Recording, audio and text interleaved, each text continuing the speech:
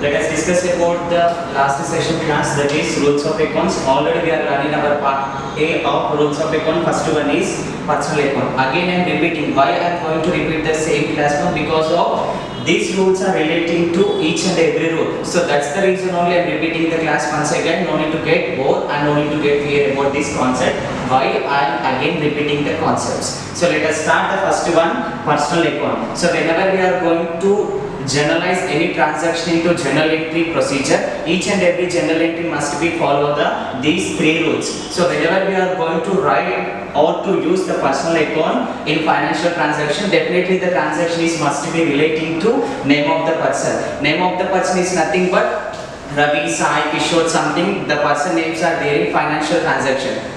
Not only a name of the person, and the personal accounting is also relating to artificial persons in the business organization. Artificial persons are example to company, bank. Those are called as artificial person. That is also a type of name of the person.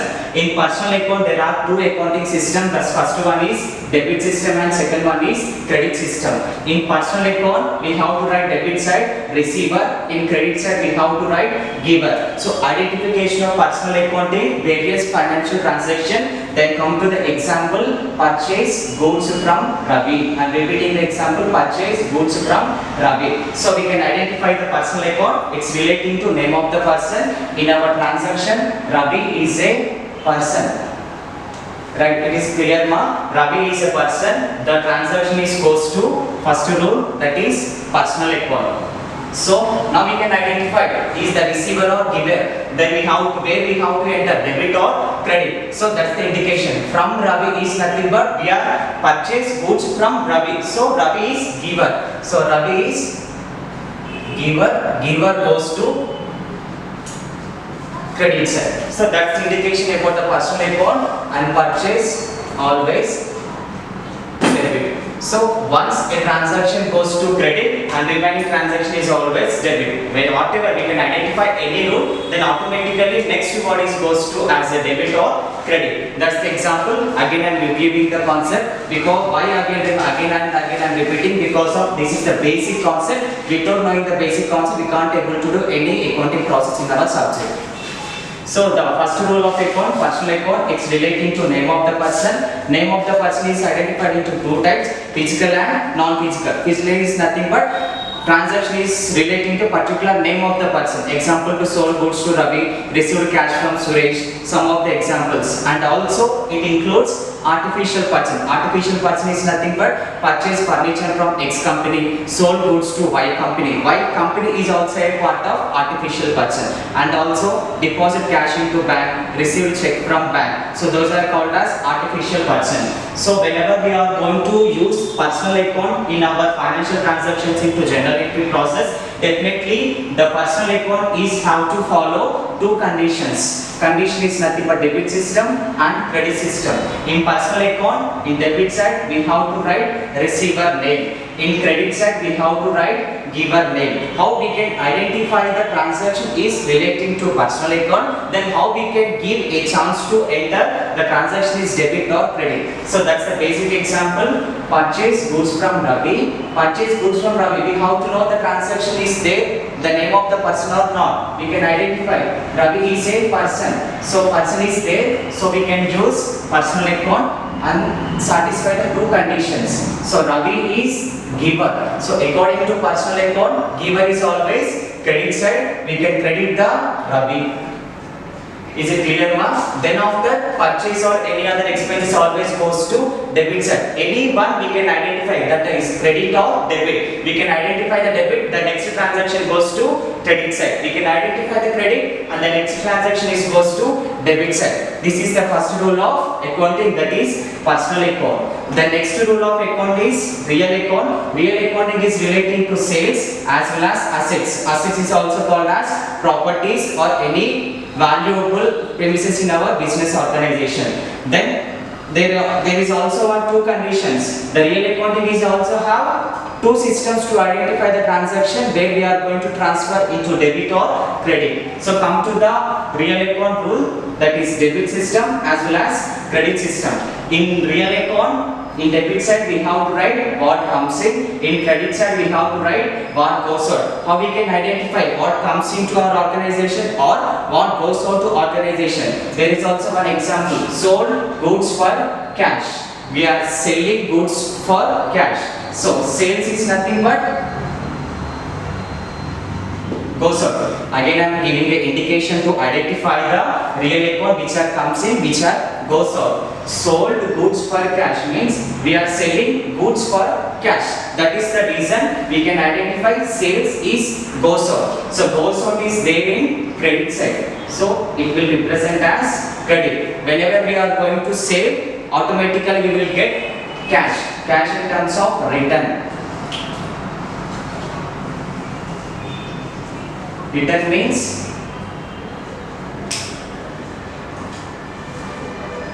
comes in. Comes in is always there in debit side. Is it clear, ma? Once again repeating the concept of real account in our rules of accounts. Rules of accounts. So real account is relating to sales or asset or property.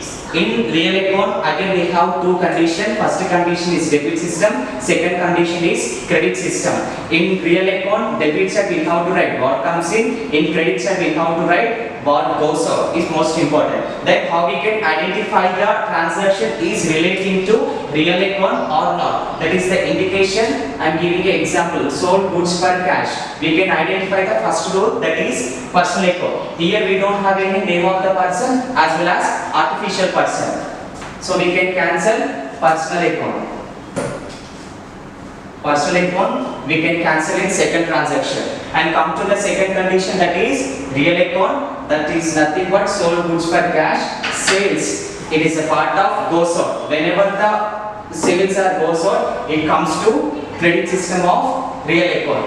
And come to the next one, cash. When we are going to sell properties or goods or any other thing to outside person, definitely we will get in return as cash. So the cash is comes in according to real account, comes in is always debit side. So sales are goes out. In credit side of real account it goes to credit side. According to real account, in debit side we have to write comes in. So the cash is comes in, we can write it as debit. So these are the example, and come to the next one, nominal account. It is the third rule. Nominal account is relating to expenses and incomes. Yes, ma? Nominal account is relating to expenses and incomes. Again we have two conditions, debit system and credit system. In debit side of nominal account we have to write expenses and losses. In credit side we have to write incomes and gains. What are we can identify only one thing, expenses and incomes. Expenses is like purchase, paid, payment. These are the examples. Incomes is nothing but it is the last chance. It is not important to our rules of accounts, because of automatically we will learn about the all rules in our next section.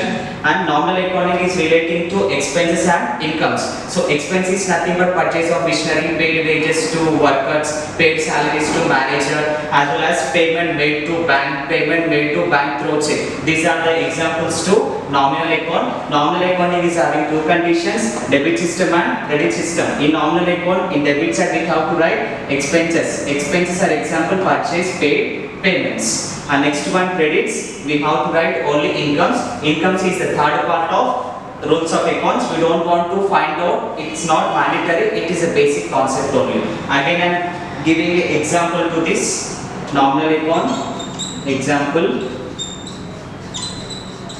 purchase goods from Ravi. Purchase goods from Ravi. In this we have to identify three rules. First one is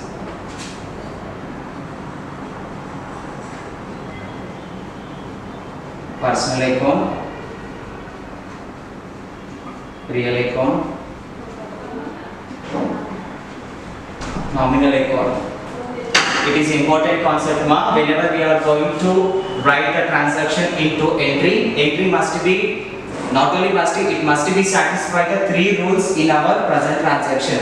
And repeating the personal account in the transaction. Purchase goods from Ravi. There is no personal account because of personal account is relating to name of the person. There is no person, so we can cancel personal account. And come to the second rule, that is nothing but sales and assets. Purchase goods from Ravi.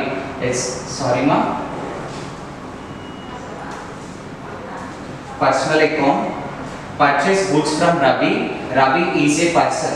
So Ravi is a person is nothing but we can give a indication it is a personal account. How we can identify the Ravi is goes to personal account because of personal account relating to name of the person. He is the name Ravi, then it goes to personal account. In personal account we can identify debit and credit. So from Ravi is the giver.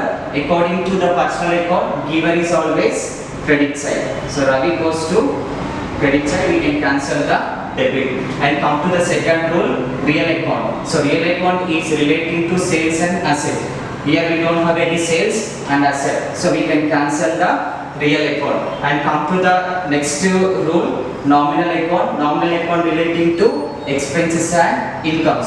So expenses and incomes is nothing but there is also particular expenses, purchase, paid, payment. So here we have purchase, it is called as expenses, then it goes to nominal account. Expenses in nominal account we have to write in debit side. So it goes to debit side of rule. These are the rules of accounts. Again I am repeating the concept how we can identify the transaction and which rules is suitable to the particular transaction. So rules of accounts are three types: personal account, real account, nominal account. So whenever we are going to identify the transaction is must be have the name, then we have to use personal account rule. If the transaction is having sales